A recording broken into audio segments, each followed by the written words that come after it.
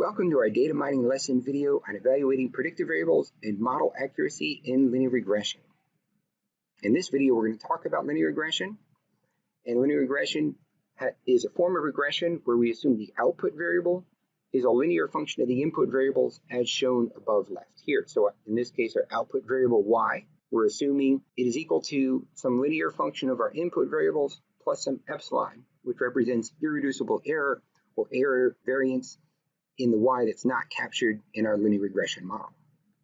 To implement linear regression, we estimate each of those beta values, which are called the beta hats, and we create this function here with the beta hats.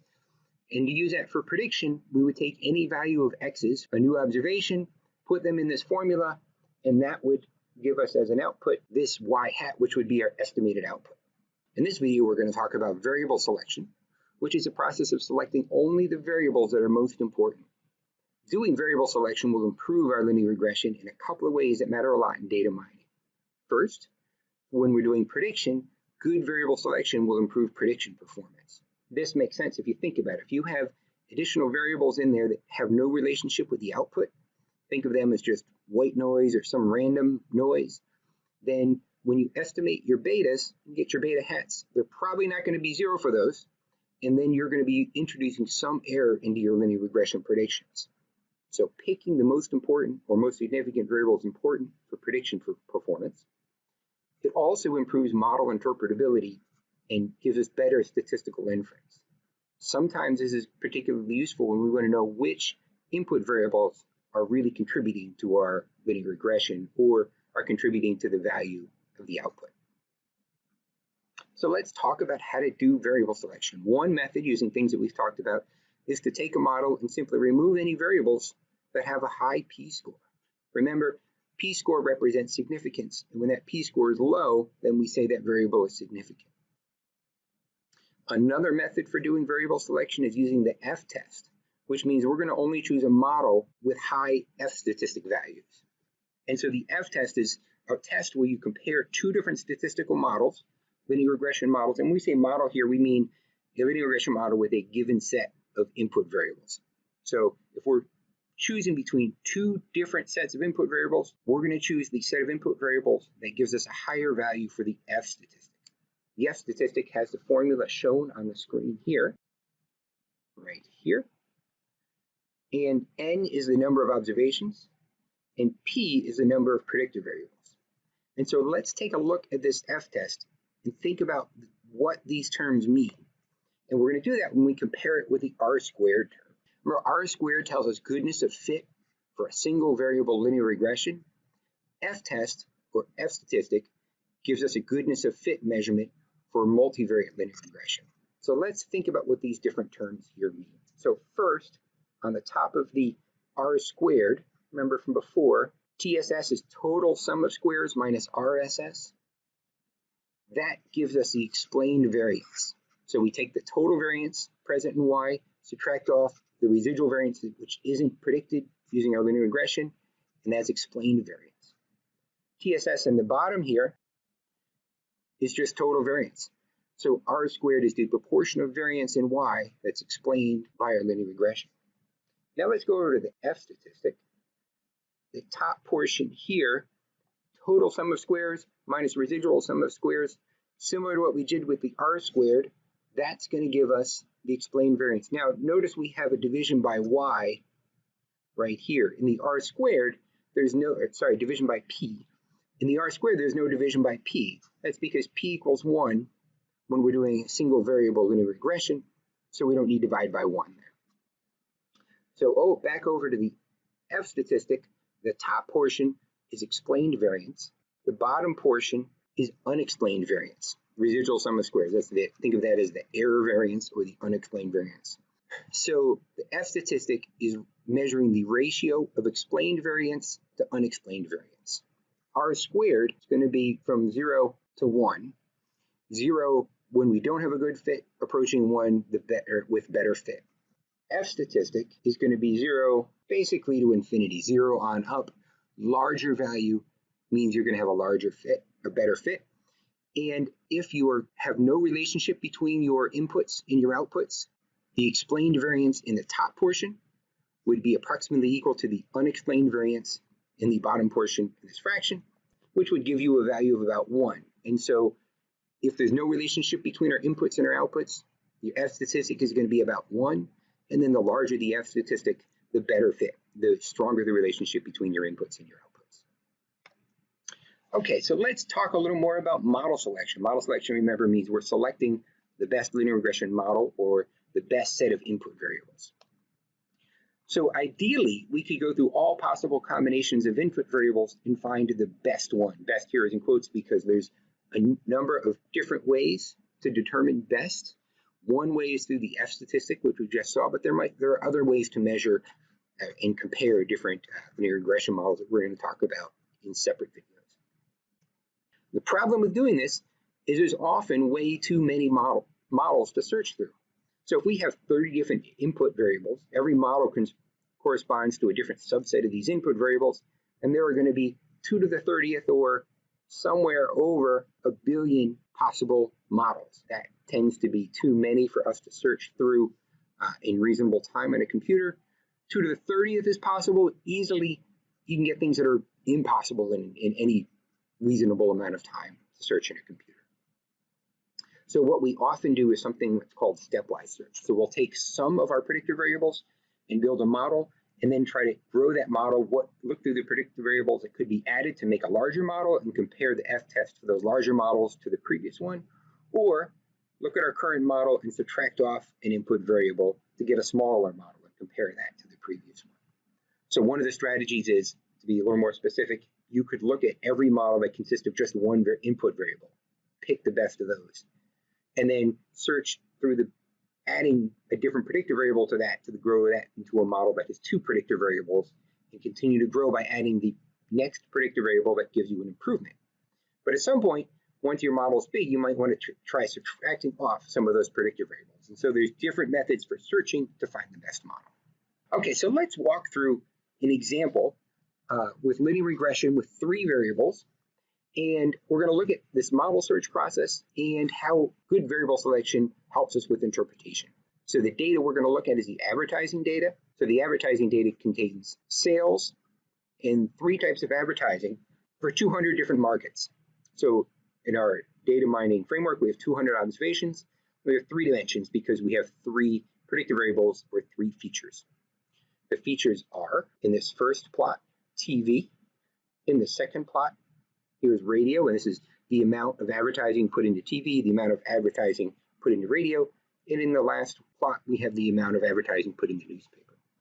You can see fairly clearly just from evaluating these scatter plots with the linear regression, single variable linear regression for each separately plotted, you can see that the TV seems to have a better fit. The radio, there's definitely a positive correlation between the radio and the sales, but the fit may not be as good as the TV advertising. And then newspaper seems to have the weakest relationship between the newspaper amount of newspaper advertising and the sales, but there still is a positive relationship. So let's look at some linear regression models. First, we have here linear regression using sales as our output and then trying to predict sales based on radio. And so what we have is a fairly large coefficient for the intercept. That's in the absence of any radio advertising, what would we expect the sales to be? And then we have our radio advertising, and so we have a 0.2, and so that gives us a positive correlation between radio and sales. The T statistic is 9.92, which is fairly large, and then the p-value is very small. So that tells us that when we look at radio and sales, the radio variable is significant. When we look at newspaper and sales, the coefficient for newspaper is 0.055. Notice that that is smaller than the radio coefficient, so spending money, it seems, on newspaper has less of an impact than radio. But the p-value here is still very small, and the T statistic is 3. That's like 3 standard deviations. That's not trivial. So the newspaper seems to be, when we do linear regression with newspaper only, a significant variable. Now we do regression on the full model, we get a more complete and more interesting picture. So we see that going through the coefficients first, TV has a positive relationship. So TV advertising influences sales in a positive way. radio advertising influences sales. The coefficient is 0.189. Something to notice, if we compare that to our single variable model coefficient for radio, single variable we got 0.203.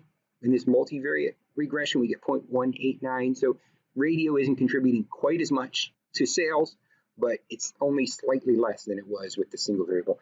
But the very interesting thing now is the newspaper coefficient is a negative 0.001. So if we looked at this full model only, we would say, oh, newspaper seems to have a negative relationship.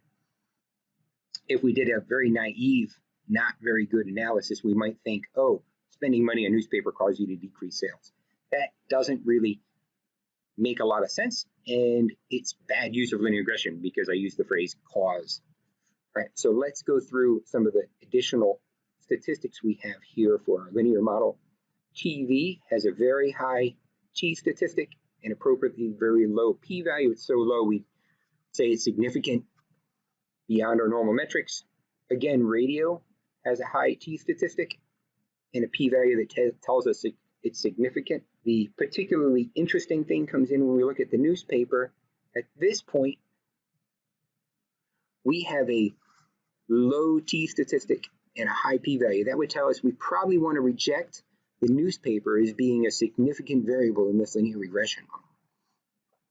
And an interesting thing, if you compare the p-value that we just looked at in this multivariate linear regression model to the p-value we got when we did newspaper by itself, when we did linear regression with newspaper by itself, newspaper looks significant.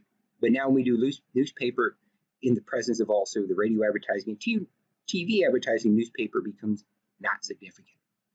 This is probably because the information gained in the newspaper is correlated to information that comes from amount of advertising spent on radio and TV. So we don't need the newspaper amount of advertising in newspaper if we have the other variables present. It's a really good cautionary tale that taking interpretation of a linear regression model when you don't have all your variables or we haven't considered which ones should be included or not included can give you misleading results. So let's talk about the model search process. If we're doing model search on this linear regression model, we only have 3 inputs, so we can do an exhaustive search. So what we have here on the first 3 columns are the 3 input variables, TV, radio, and newspaper. And each row corresponds to a different linear regression model where we've included some subset of the TV, the radio, and the newspaper. So for example, the first linear regression model is TV only, so no radio, no newspaper, and our F statistic score is a 312. Remember, 1 means there's no relationship, or close to 1 means there's likely no relationship between your inputs and outputs. 312 is a fairly significant relationship between inputs and outputs. That's a good, solid F statistic. When we do radio by itself in the next row, we have 98.4. It's not as strong as the TV, which corresponds to what we saw in those scatter plots in the beginning. And then newspaper by itself gives us a 10.9, which is even a weaker relationship between inputs and outputs, but not close to 1. The next model we look at includes TV and radio, and this gives us an F statistic of 859. So I'm going to put 2 stars and an exclamation point because this is the highest F statistic out of all of our different linear models. So if we're going to compare those, and you can compare it to the next 3 rows below, this seems to be the best model, and it consists of the TV and radio. It's important to note that when we do the full model, we still get a fairly high F statistic, 425. So including the newspaper is, while it's lower than an F statistic for the TV and radio model, it's not a terrible F statistic, and it's better than the TV alone. So that still tells us that maybe there's something important that involves that newspaper. And you can spend a lot of time thinking about maybe people spending advertising in newspapers are taking away money from advertising from the other options. Maybe that matters. Maybe it doesn't. Maybe markets where there's advertising in newspaper just corresponds to markets where there's less revenue and less sales, and it's not a cause and effect type of thing, it's just that they happen at the same time. So those are the important things you have to consider when you're trying to interpret linear regression models. But for us, the important thing is this high F statistic for using TV and radio And this model in this row would be the model that we would probably want to use for prediction. And it's probably the most meaningful model out of our different options. So, okay, so let's review what we've talked about. We've talked about variable selection, which involves removing variables that are not significant or adding variables that are significant. It's often done by choosing models that have a high F statistic. And we'll see other metrics for comparing models and determining how good their fit is. It requires some search. We don't have to search actually through all possible models, but through the set of all possible models. We're going to have to consider some of those, so some subset of all possible models. We've talked about variable selection, that it improves interpretability, ability to do statistical inference, and it improves predictive performance. We've talked about some cautions about inferring causality, and we talked about cautions with correlated predictors. In our models that we were looking at, the radio advertising and the newspaper tended to be correlated, and so that caused some questions about how we should interpret the newspaper advertising. Thank you very much for watching.